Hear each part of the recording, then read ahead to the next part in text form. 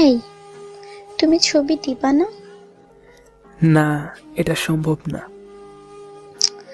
আমি বলেছি তো, তুমি যদি তোমার একটা ছবি আমাকে দাও তাহলে আমিও আমার একটা ছবি তোমাকে দিব। না, আমার লাগবে না। আমি কতবার বলেছি আমি দেখতে একটুও সুন্দর না। তবুও তুমি বারে বারে ছবি চাও কেন? এমনি, আরো চাইবো, 100 বার চাইবো। তুমি আমাকে আর মেসেজ দিবা না, আর আমিও আজকের পর থেকে আর ফেসবুকেই আসবো না। বাই, ভালো থেকো। আমার সাথে কথা না বললে আমি মরে যাব। আমি কলেজে যাব না, কিছু খাবো না, সারাদিন না খেয়েই থাকবো। বাপ্পি অফলাইনে চলে গেল। পুতুল অনেক মেসেজ দিল, কিন্তু কোনো রিপ্লাই আসলো না। ওরা একে অপরকে অনেক ভালোবাসে, কিন্তু কেউ কাউকে দেখেনি। না দেখেই একে অপরকে অনেক ভালোবাসে। প্রতিদিনই বাপ্পিকে দেখার জন্য পুতুলের সাথে বাপ্পির কথা কাটাকাটি হয়, কিন্তু বাপ্পি ছবি দিতে রাজি হয় না। কারণ একটাই, বাপ্পি দেখতে একটুও সুন্দর না, আর পারিবারিক অবস্থাও বেশি একটা ভালো না। তাই বাপ্পি পুতুলের সাথে এরকম করছে। প্রায় 3 দিন পর বাপ্পি ফেসবুকে আসলো। এসে দেখে প্রায় 40টার উপরে মেসেজ দিয়েছে পুতুল। মেসেজগুলো পড়ে অবাক হলো। আবার মেসেজে পুতুল তার ফোন নাম্বারটাও দিয়ে দিয়েছে। বাপ্পি খুবই চিন্তিত হয়ে গেল। পুতুলও প্রায় 2 দিন অনলাইনে আসেনি। না জানি কি পাগলামি করে বসেছে। অবশেষে বাপ্পি পুতুলের খবর নেওয়ার জন্য তার নাম্বারে ফোন দেয়। হ্যালো, কে? মানুষ, আপনি কে? আমি বাপ্পি। ও তুমি, আমি পুতুল। কেমন আছো তুমি? ভালো। তুমি আমার সাথে দেখা করতে পারবে? পারবো না কেন, অবশ্যই পারবো। আর কিছুক্ষণ কথা বলে ফোনটা রেখে দিল। দেখা করা আসল উদ্দেশ্য নয়, আসল উদ্দেশ্য হলো সম্পর্কটা শেষ করে দেওয়া। বাপ্পি জানতো পুতুল বাপ্পিকে দেখলে কোনোদিনও পছন্দ করবে না, আর তাই আগে থেকেই সবকিছু সমাধান করতে কাল দেখা করতে যাবে। দেখা করার দিন বাপ্পি পার্কের একটা টেবিলে বসে আছে। বাপ্পি বারে বারে আর চোখে একটা মেয়েকে দেখছে। অনেক সুন্দর করে হিজাব করে এসেছে মেয়েটা। কিছুক্ষণ পর ব্যাগ থেকে ফোন বের করে কাকে যেন ফোন দিল। বাপ্পি চমকে উঠল, তার মোবাইলটাই বাজছে। মেয়েটা ঘুরে তাকালো বাপ্পির দিকে। দুজন দুজনের দিকে তাকিয়ে আছে। পুতুল আস্তে আস্তে এগিয়ে গেল বাপ্পির দিকে। তুমি বাপ্পি? হ্যাঁ, আমি। তো এই অবস্থা কেন?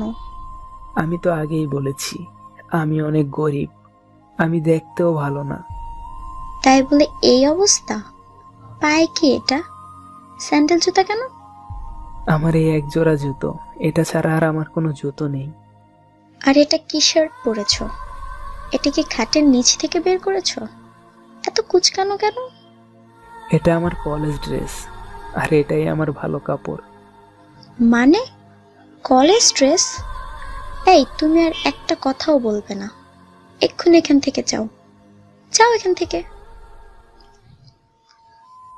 বাপ্পি কথাগুলো শুনে আর থাকতে পারল না। চোখ দিয়ে অঝরে পানি পড়ছে। যে মানুষটা তাকে সবচেয়ে বেশি ভালোবাসতো, সেই মানুষটাই তাকে এত অপমান করলো। কথাগুলো ভাবছে আর কাঁদছে।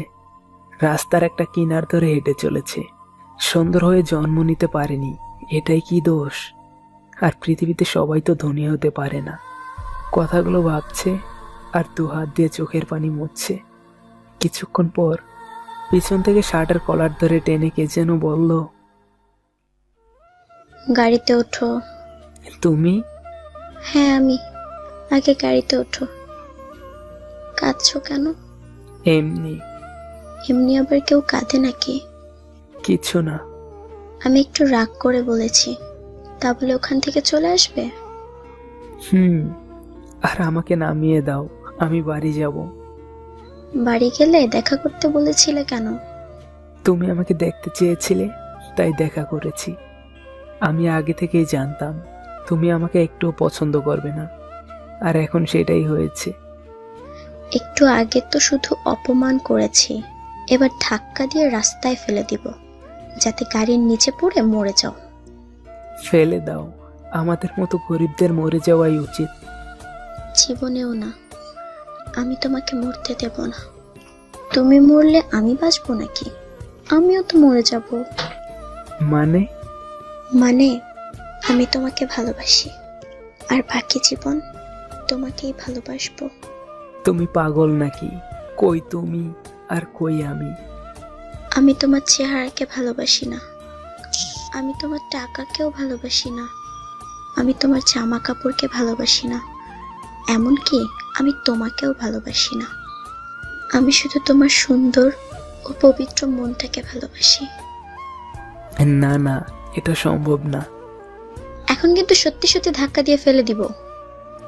ফেলে দাও। হঠাৎ করে বাপ্পিকে জড়িয়ে ধরলো পুতুল। বাপ্পি পুরোই অবাক হয়ে তাকিয়ে আছে। পুতুল 2 হাত দিয়ে মুখটা আড়াল করে দিল। সত্যি আমাকে ভালোবাসো? ছেড়ে যাবে না তো? যাব। তাহলে ভালোবাসো কেন? মৃত্যুর সময় কি তুমি আমার সাথে যেতে পারবে? তখন তো ছেড়ে যেতেই হবে। বাপ্পি এবার কিছুই বলতে পারলো না। পুতুলকে জড়িয়ে ধরে কাঁদতে লাগলো।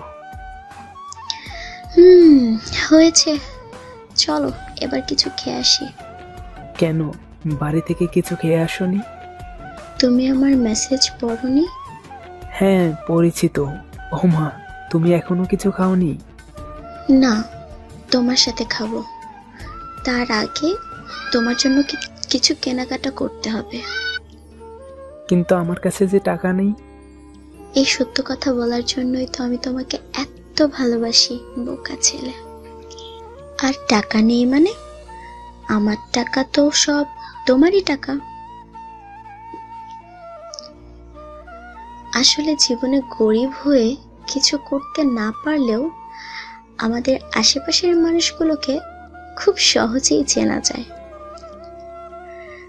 বাপ্পি যেমন একজন খুব ভালো মনের মানুষকে খুঁজে পেয়েছে, ঠিক এইভাবেই। আর ভালোবাসা, সে হয় 2 ধরনের, একটা চেহারার সাথে আরেকটা মনের সাথে। চেহারার ভালোবাসাটা চেহারার সাথেই বিলীন হয়ে যায়, আর মনের ভালোবাসাটা থাকে মৃত্যু পর্যন্ত। ভালো লাগলে ভালোবাসার মানুষদের সাথে শেয়ার করবেন। ধন্যবাদ।